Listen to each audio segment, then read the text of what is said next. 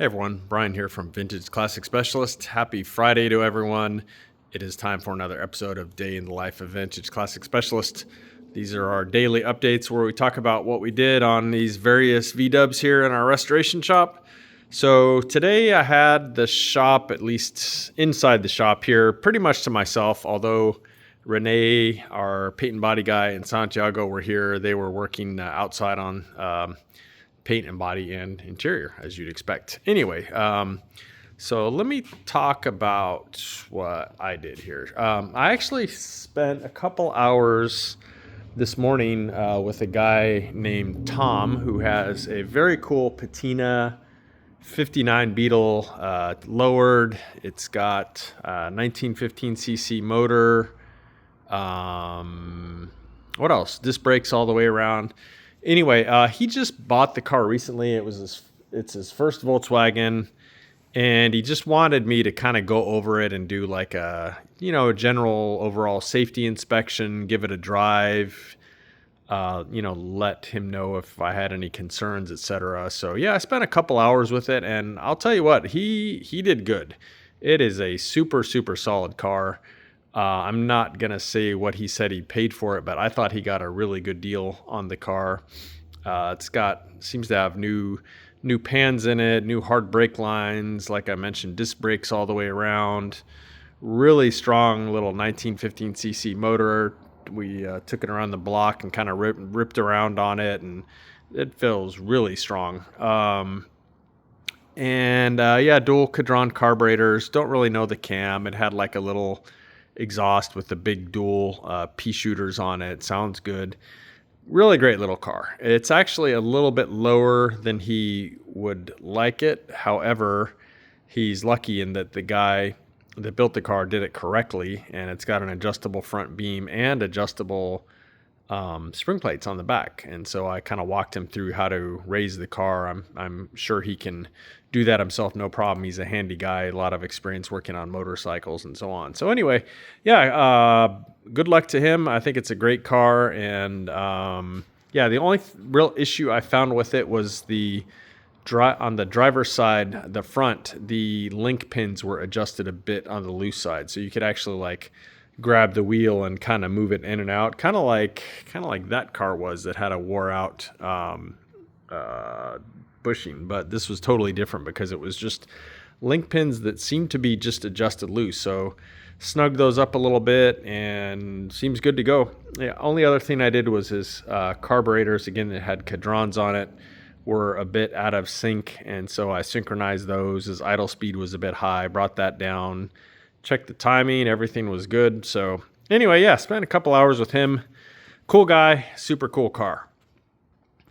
A good portion of the rest of the day then I actually spent on this puppy here, and went ahead and installed the front disc brake kit, and everything went on really well. Again, I had to buy the bearings and the grease seals and the brake hoses. I bought all those from Wolfsburg West. The MP kit didn't come with it, and I should have known that, or I should have checked, because I have bought many MP disc brake kits before, and they don't come with those things. I should just automatically order them, but I didn't think of it this time because I've got a lot of cars on my mind, as usual. So sometimes things like that slip through the cracks. But anyway, I picked up those parts today and installed the bearing races. They went in pretty nicely after I froze them. And I greased up the bearings, packed the bearings, and pretty much went together very nicely. And also, I went ahead and installed, should have brought my light, sorry. Went ahead and installed the new massive brake master cylinder that you can see there.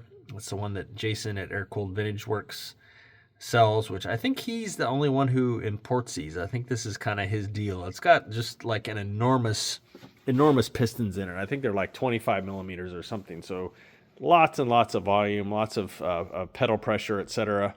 So anyway, Jason at Air Cooled Vintage Works, you can check him out for those, as well as disc brake kits, motors, etc., etc.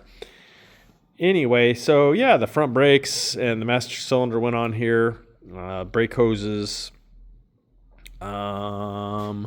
think that was about it that I did on here. So big day for this one. Santiago came in today finally. He's pretty much been out this week because he's been moving his house, which anyone who's moved, which is probably like all of you watching, you know what a giant pain in the butt it is, and it always takes way longer than you would think it would. And anyway, I think he's almost done. So he should be coming around a lot more now. So he was here most of the day today. I think he's going to put in a full day tomorrow, as will I, and as will Rene. But anyway, he did go ahead and assemble the seats here in this beautiful pearl white, I almost said pearl gray, pearl white 66 Beetle, and installed the seats that he upholstered. And so, yeah, that is the last, well, almost the last bit of upholstery in this car. The owner did not supply any kick panels. I need to actually touch base with him and see if he wants us to go ahead and make some, so they should be red like the rest of the upholstery, or if he just wants to, it actually would look okay with just black ones, which is what Wolfsburg West sells. That might actually almost look better if that's just black below the seat there. I don't know. We'll see what he wants to do, but I'm pretty sure they should be red on this car. I'll have to check the 66 next door that has red interior and see what it has, but fairly sure those should be red as well. Anyway, those would be like really the last piece of the interior. Well, again, I keep thinking of other things. The covers for the bottom of the seats, we only have one for the passenger side. This side's missing. And then that lever right there that is the seat release is missing on the passenger side. So I told the owner, you know what, just look on Samba, keep looking, and when he finds those, he can bring them in, we can paint them, install them, etc. But in the meantime, yeah, wow, super happy with how this interior came out. So really the next stage for this car, which may come as early as tomorrow, is to go ahead and put some gas in it and take her for a little test spin. And I think I told the owner he should be able to get the car next week. I'm really not seeing any issue with that. Of course, when you drive a car, things can always come up, but not really expecting anything. So we shall see. So yeah, fingers crossed that this one will go on its maiden voyage tomorrow.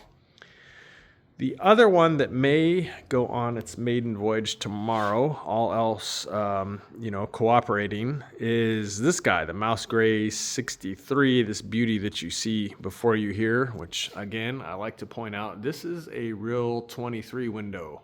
This is not a 15 window or whatever that's been grafted, etc. This is the real deal, so super special bus. Anyway, I was actually toying with the idea of putting some gas in this one and starting it today. And you guys know I mentioned the other day I was going to start it and the battery was low. I don't know if I mentioned it or not because we thought it might just be due to the battery being low. However, I had charged the battery and I went to turn the engine over today. And here's the weird thing, guys. When you turn the key to the start position, and of course the engine starts turning over. It doesn't start, there's no gas in it. But then when you release the key, the starter just keeps turning and turning and turning and turning. And pretty much the only way you can get the starter to stop turning, even when the key is off, is to disconnect the battery. So the starter itself seemed to have some issues. I pulled the starter out. Here it is. The owner checked his records. He bought the starter from Wolfsburg West as a rebuilt starter in I think 2021, so like 5 years ago, literally. But anyway, I pulled his starter out and I installed it on my test stand starter holder. And it worked as expected. You'd hit the start button on the test stand, and the solenoid would activate, and the starter would spin. You let off, and it would let off. So I thought, well, maybe there was something weird. I don't know. So I went ahead and installed it back in the bus, and sure enough, it was still doing the exact same annoying thing, just continuing to turn even when you release the ignition key, the ignition switch.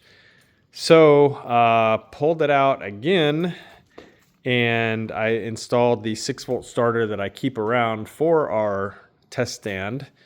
And it worked great. It worked perfect. You turn the key on and the thing spins. You let the key off and it stops spinning, just like starters are supposed to do. So apparently this starter has some kind of defect in it where, at least when it's under a load and you release the key, the solenoid is not able to deactivate somehow. And I don't really know enough about these to know what would cause them to do that, but yeah, if there's a load on it, once you engage it and the gear kicks out and it starts doing its thing, it'll just keep going, even if you remove the power from the solenoid. So super weird. I hadn't seen that before, but apparently they can do that.